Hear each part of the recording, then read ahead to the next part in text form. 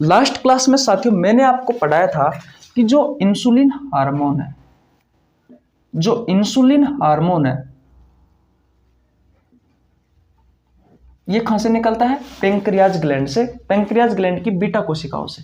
ये साथियों आपके ब्लड में जो शर्करा होती है, जो शुगर होती है साथियों, उसकी मात्रा को नियंत्रित करने का कार्य करता है। लेकिन बात की जाए आपकी कोशिकाओं में यानी कि सेल में, उत्तकों में यानी कि टिश्यू में, ऑर्गन्स यानी कि अंगों में शर्करा की मात्रा को नियंत्रित करने का कार्य कौन सा हार्मोन करता है, ये आपसे क्वेश्चन पूछा गया। हेलो एवरीवन, एक बार फिर से स्वागत है आपका अपना यूट्यूब चैनल साइंस गुरु रवि में। गाइज, आज की इस वीडियो में बात करने वाले हैं ग्रंथियों से संबंधित महत्वपूर्ण प्रश्नों की। गाइज, आपके एग्जाम के पॉइंट ऑफ व्यू से ये क्वेश्चन इंपॉर्टेंट है, सिलेक्टेड है। ये क्वेश्चन साथियों आपसे आपकी प्रतियोगी परीक्षाओं में, चाहे वो रेलवे हो, चाहे एसएससी हो, एनडीए, नीट, पीसीएस या फिर अदर कोई कॉम्पिटिटिव एग्जाम हो, आपसे बार बार पूछे जाते हैं। जुड़े रहना साथियों हमारे साथ, शुरू से लेकर के एंड तक बहुत अच्छे अच्छे क्वेश्चन करवाने वाला हूं। तो चलिए साथियों आज की क्लास स्टार्ट करते हैं। देखिए साथियों, अब बात करते हैं क्वेश्चन नंबर 16 की। क्वेश्चन नंबर 16 आपकी स्क्रीन के सामने है। साथियों क्वेश्चन को पढ़ो और इसका राइट आंसर कमेंट बॉक्स में बताओ। देखिए क्वेश्चन को मैं बताता हूं। इम्यून सिस्टम का हिस्सा किस ग्रंथि को माना जाता है? गाइज, आपके ऑप्शंस है। Option number A thymus gland, option number B thyroid gland, option number C parathyroid gland, option number D है साथियों पीनियल ग्लैंड यानी कि पीनियल काय ग्रंथि। गाइज, अगर इस क्वेश्चन का राइट आंसर आपको पता है तो प्लीज कमेंट बॉक्स में बताइए। उससे पहले साथियों दो तीन बातें हैं, मैं आपको बता देता हूं। देखिए, अंतःस्रावी तंत्र वाला चैप्टर साथियों हमने पढ़ा था। लगभग 10 क्लासों में हमारा अंतःस्रावी तंत्र वाला चैप्टर समाप्त हुआ था।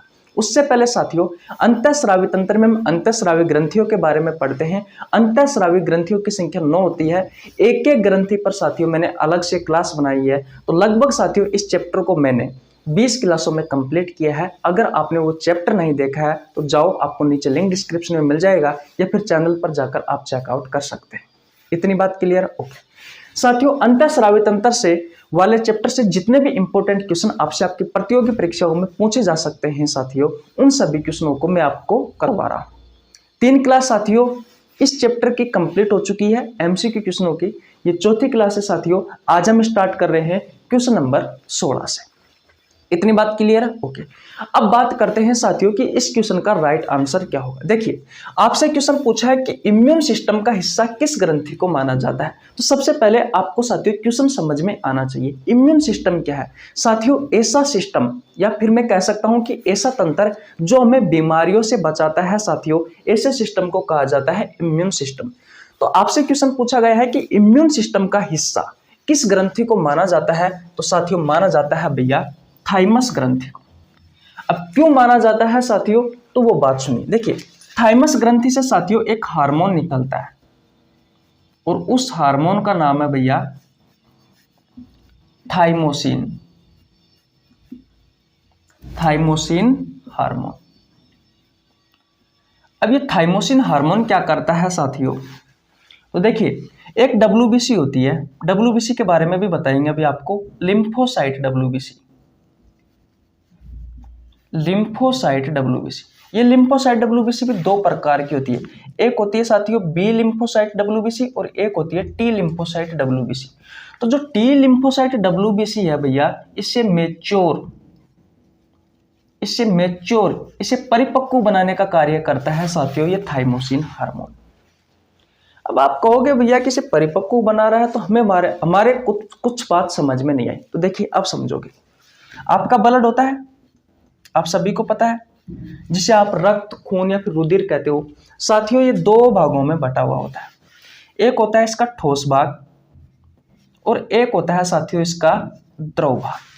जो ठोस भाग होता है साथियों वो होता है भैया 45% में, और जो द्रव भाग होता है वो होता है इसके 55% में। द्रव भाग में साथियों हम प्लाज्मा के बारे में पढ़ते हैं। किसके बारे में पढ़ते हैं साथियों? प्लाज्मा के बारे में पढ़ते हैं। और ठोस भाग में साथियों हम ब्लड वेसल्स यानी कि रक्त कणिकाओं के बारे में पढ़ते हैं। रक्त कणिकाओं के बारे में। रक्त कणिकाएं 3 होती है। एक आती है आरबीसी, नंबर 2 पर आती है साथियों डब्ल्यूबीसी, और नंबर 3 पर आती है साथियों प्लेटलेट्स, ब्लड प्लेटलेट्स। ठीक है, तो जो डब्ल्यूबीसी है साथियों ये क्या है? एक प्रकार की रक्त कणिका। और आप सभी को पता है साथियों कि ब्लड का निर्माण कहाँ होता है, तो हमारी हड्डियों के बीच में साथियों एक खोखला पार्ट होता है और इस खोखले पार्ट को कहा जाता है अस्थि मज्जा। और इसी अस्थि मज्जा में साथियों, इसे बोन मैरो भी कहा जाता है इंग्लिश में, इसी बोन मैरो में, इसी अस्थि मज्जा में साथियों आपके ब्लड का निर्माण होता है। तो ब्लड का निर्माण हुआ तो आरबीसी का निर्माण होगा इसी अस्थि मज्जा में, डब्ल्यूबीसी का निर्माण भी इसी अस्थि मज्जा में होगा, प्लेटलेट्स का निर्माण होता है अस्थि मज्जा में और प्लाज्मा का निर्माण भी होता है अस्थि मज्जा में। अब साथियों ये जो ब्लड वेसल्स है डब्ल्यूबीसी, इसके बारे में हमें जानना है। तो देखिए डब्ल्यूबीसी क्या करती है, हमारी बॉडी में साथियों कोई भी संक्रमण या कोई भी सूक्ष्म जीव जो हमारी बॉडी को नुकसान पहुंचा सकता है साथियों, उससे लड़ने का कार्य करती है आपकी डब्ल्यूबीसी। इतनी बात क्लियर है। अब डब्ल्यूबीसी जो होती है साथियों, ये भी भैया दो प्रकार की होती है। एक होती है साथियों कणिका में डब्ल्यूबीसी और एक होती है साथियों अकणिका में डब्ल्यूबीसी। कणिका में डब्ल्यूबीसी ऐसी डब्ल्यूबीसी होती है साथियों जिसकी पृष्ठीय सतह पर छोटे छोटे कण मौजूद हो, और अकणिका में डब्ल्यूबीसी ऐसी डब्ल्यूबीसी होती है जिसकी पृष्ठीय सतह पर कोई भी कण मौजूद ना हो। तो कणिका में डब्ल्यूबीसी भी तीन प्रकार की होती है साथियों। एक होती है इसिनोफिल डब्ल्यूबीसी, इसिनोफिल्स डब्ल्यूबीसी दिख रहा है आपको। नंबर 2 पर होती है साथियों बेसोफिल डब्ल्यूबीसी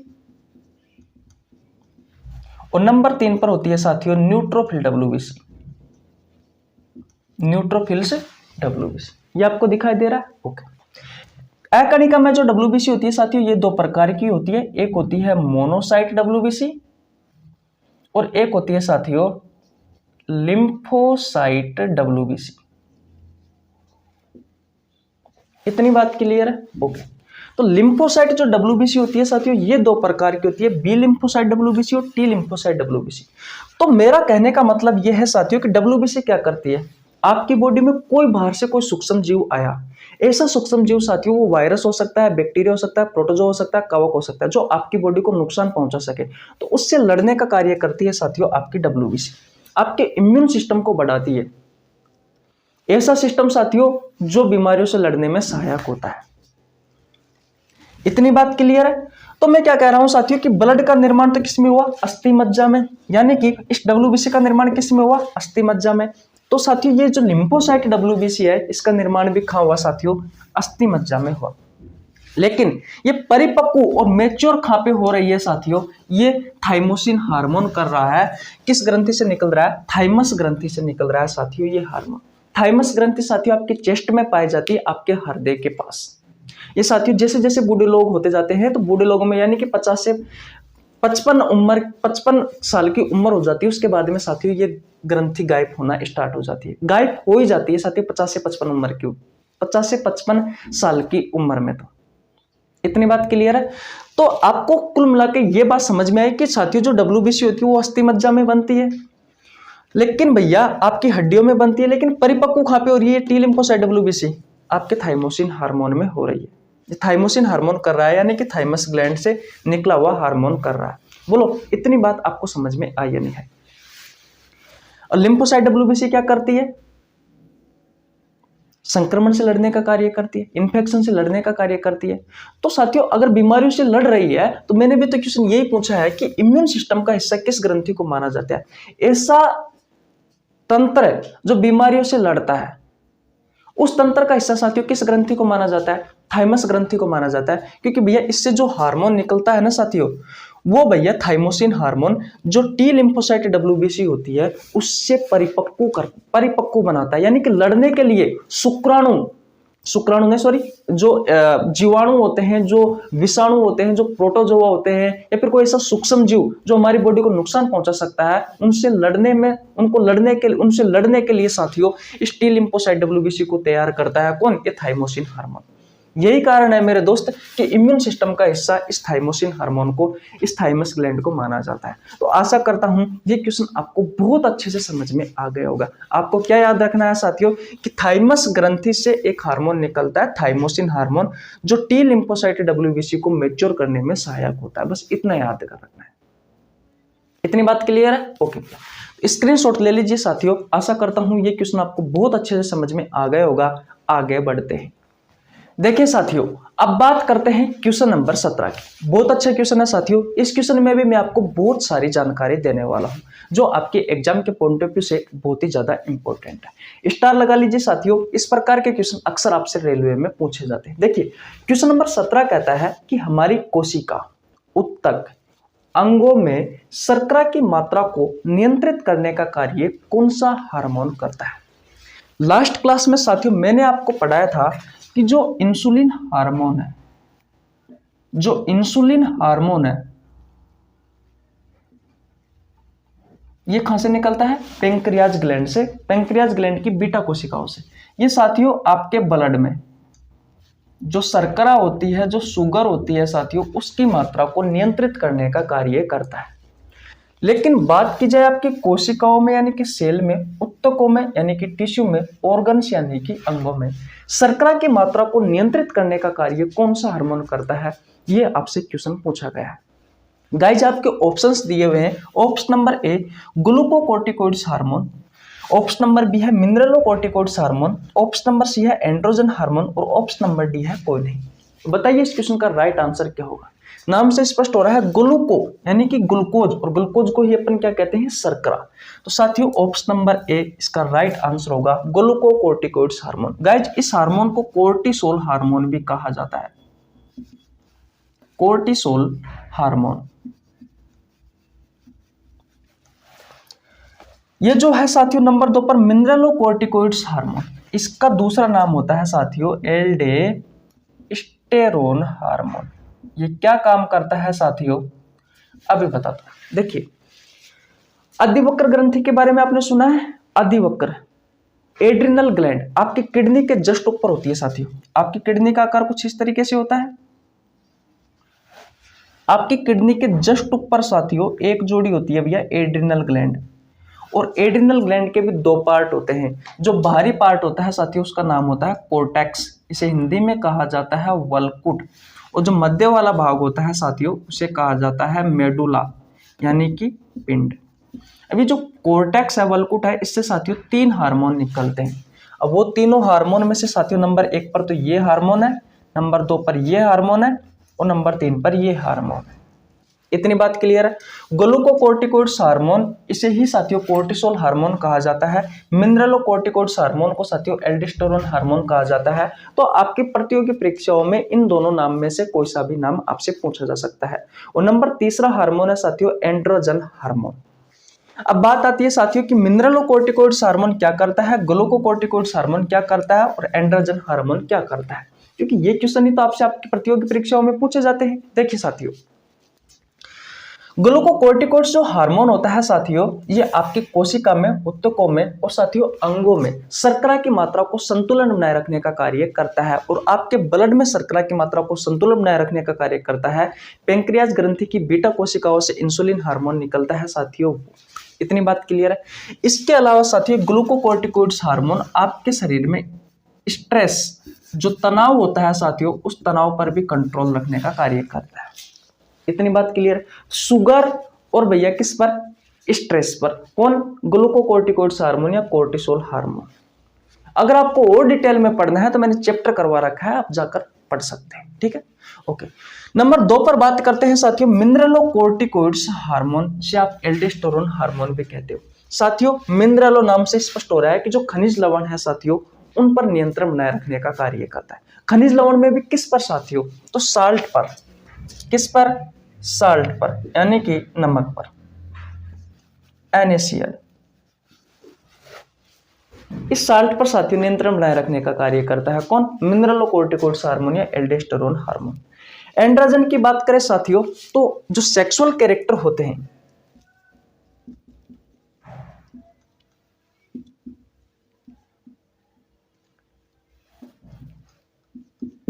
जो सेक्सुअल कैरेक्टर होते हैं साथियों, नर में तो नर के और मादा में मादा के, उनको नियंत्रण बनाए रखने का कार्य करता है। और साथ ही एंड्रोजन हार्मोन हमारे शरीर में पानी की मात्रा को अवशोषण करने का कार्य करता है, पानी को अवशोषण करने में भी सहायक होता है। ये कार्य होते हैं साथियों इन तीनों हार्मोनों का। बोलो ये क्वेश्चन आपको समझ में आया नहीं आया? आशा करता हूं बहुत अच्छे से समझ में आ गया होगा। स्क्रीनशॉट ले लीजिए। अगर आपको वीडियो पसंद आ रही है साथियों तो वीडियो को लाइक कर देना, चैनल पर नया है तो चैनल को सब्सक्राइब कर लेना, बेल आइकन को प्रेस कर लेना, जिससे आपके पास हमारी वीडियो का नोटिफिकेशन टाइम टू टाइम पहुंच सके।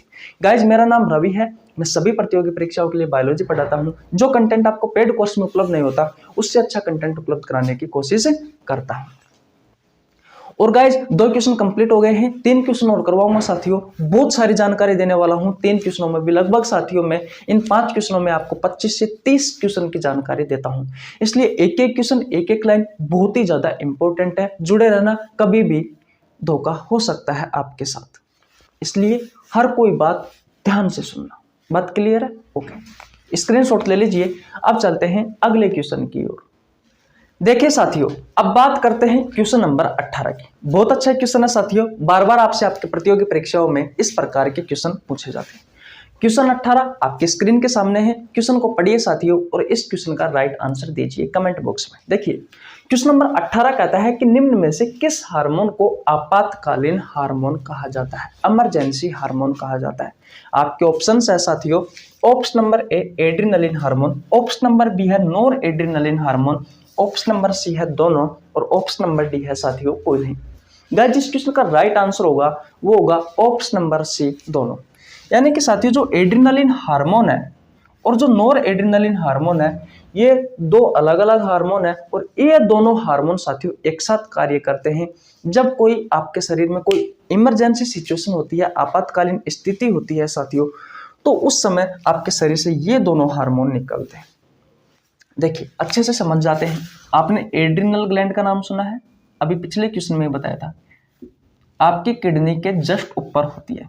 किडनी का आकार कुछ इस तरीके से होता है, आपकी किडनी के जस्ट ऊपर होती है। इसके 2 पार्ट होते हैं। जो बाहरी भाग होता है साथियों से कोर्टेक्स, हिंदी में कहा जाता है वल्कुट, और अंदर वाला पार्ट है साथियों जिसे कहा गया था मेडुला, यानी कि पिंड।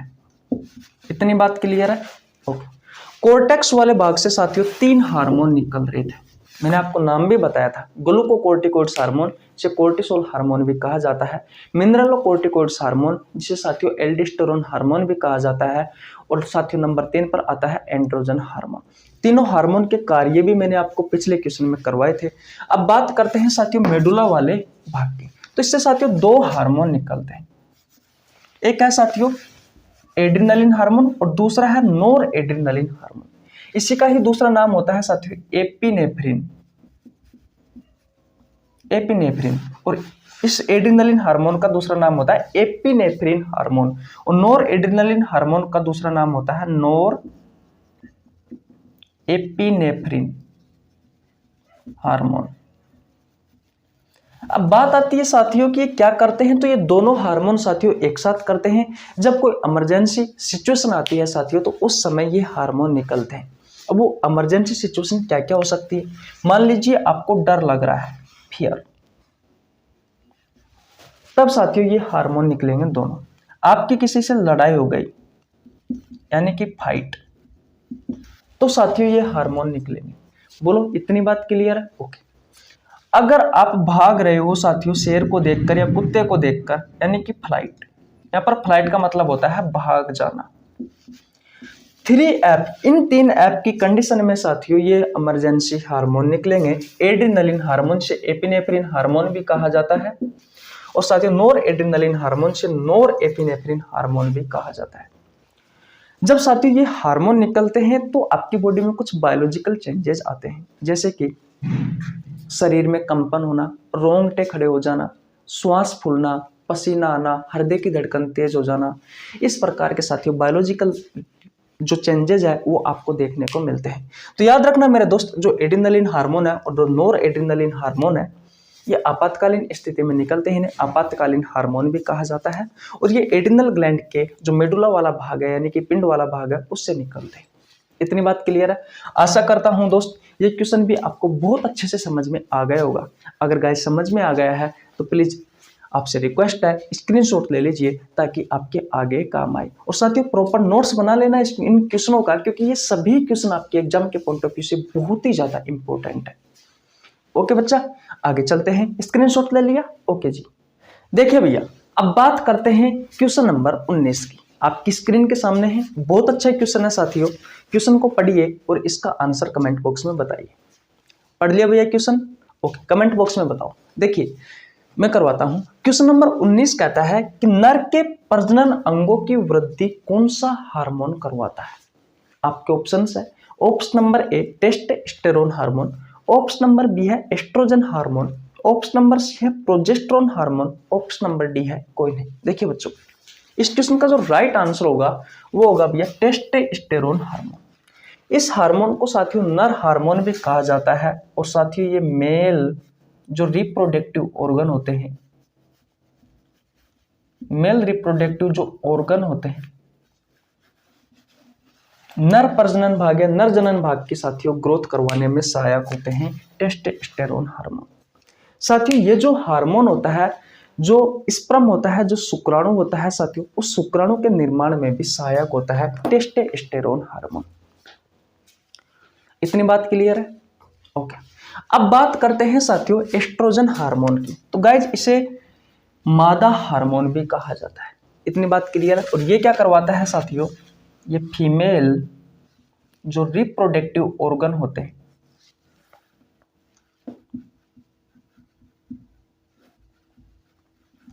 उनके साथियों ग्रोथ करवाता है। और साथ ही साथ में साथियों ये जो एस्ट्रोजन हार्मोन है, जो ओवम होते हैं, जो अंडाणु होते हैं, उनके निर्माण में भी सहायक होता है। इतनी बात क्लियर है? ओवरी से निकलता है साथियों ये दोनों हार्मोन, और ये निकलता है साथियों टेस्टिस से यानी कि वृषण से। अब बात करते हैं प्रोजेस्टेरोन हार्मोन की। गाइज इसे प्रेगनेंसी हार्मोन भी कहा जाता है। जब महिला या लड़की प्रेग्नेंट होती है साथियों, तो उस समय ये हार्मोन निकलता है। ये हार्मोन क्या करता है साथियों? जो मेमोरी ग्लैंड होती है, जो दूध बनाने में सहायक होती है, तो उसके साथ मिलकर साथियों ये दूध बनाने में सहायक होता है। तो आशा करता हूं ये क्वेश्चन साथियों, क्वेश्चन नंबर 19 आपको बहुत अच्छे से समझ में आ गया होगा। इस क्वेश्चन में साथियों मैंने आपको बहुत सारी जानकारी दी है। अगर आपने अच्छे से सुना है साथियों, तो आपको बहुत कुछ समझ में आ गया होगा। ओके, स्क्रीनशॉट ले लीजिए बेटा। अब आगे चलते हैं। ले लिया स्क्रीनशॉट? ओके भैया।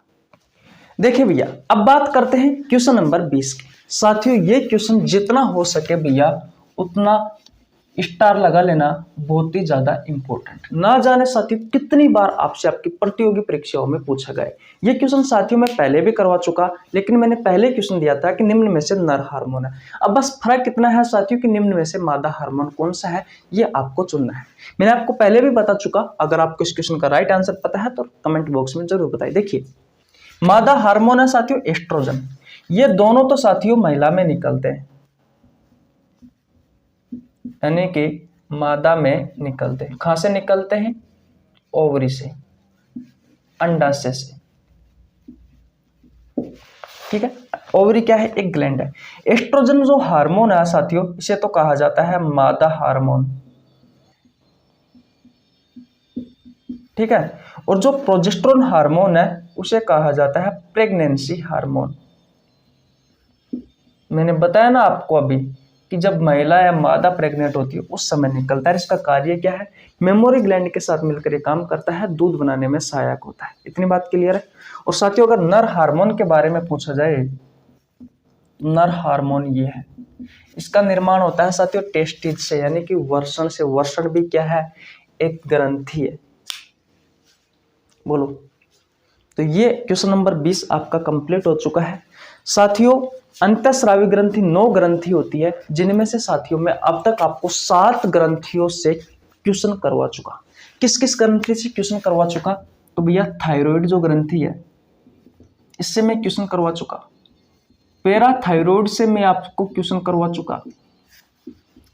पीनियल ग्लैंड से मैं आपको क्वेश्चन करवा चुका। थाइमस ग्लैंड से मैं आपको क्वेश्चन करवा चुका। एड्रिनल ग्लैंड से मैं आपको क्वेश्चन करवा चुका। पेंक्रियाज से आपको मैं क्वेश्चन करवा चुका। और जो गोनेड्स ग्लैंड है इनसे मैं क्वेश्चन करवा चुका। 1 2 3 4 5 6 7 ग्रंथियों से साथियों में आपको कौन से हार्मोन निकलते हैं और उन हार्मोन के क्या क्या कार्य है और किस तरह के आपसे क्वेश्चन पूछे जा सकते हैं आपसे आपकी प्रतियोगी परीक्षाओं में, वो सभी क्वेश्चन साथियों में आपसे करवा चुका। 4 क्लास साथियों कंप्लीट हो चुकी है एमसीक्यू क्वेश्चनों की। कल साथियों 5वीं क्लास होगी जिसमें हम पढ़ेंगे पिट्यूटरी ग्लैंड और हाइपोथैलेमस ग्लैंड से जितने भी हार्मोन निकलते हैं और उन हार्मोन के क्या क्या कार्य हैं, इनसे संबंधित आपसे आपके प्रतियोगी परीक्षाओं में क्या क्या क्वेश्चन पूछा जा सकता है उनके बारे में। अगर आपने ये 4 क्लास नहीं देखी है एमसीक्यू क्वेश्चनों की कि किस तरीके से आपसे आपके प्रतियोगी परीक्षाओं में क्वेश्चन पूछे जाते हैं, तो प्लीज आपसे हाथ जोड़कर रिक्वेस्ट है, जाओ और देखो। बहुत अच्छे अच्छे क्वेश्चन है साथियों, लगभग मैंने 5 से 7 किताबों से ढूंढ कर निकाले हैं। मजा आ जाएगा साथियों आपको अगर आप क्वेश्चन बहुत अच्छे से पढ़ोगे तो। और मैंने चैप्टर भी करवा रखा है, अगर चैप्टर नहीं पढ़ा है तो पहले जाओ चैप्टर पढ़ो, उसके बाद में एमसीक्यू कर लगाना, ठीक है। ओके, तो स्क्रीनशॉट ले लीजिए। मिलते हैं नेक्स्ट वीडियो में, तब तक के लिए जय हिंद, जय भारत, राम राम।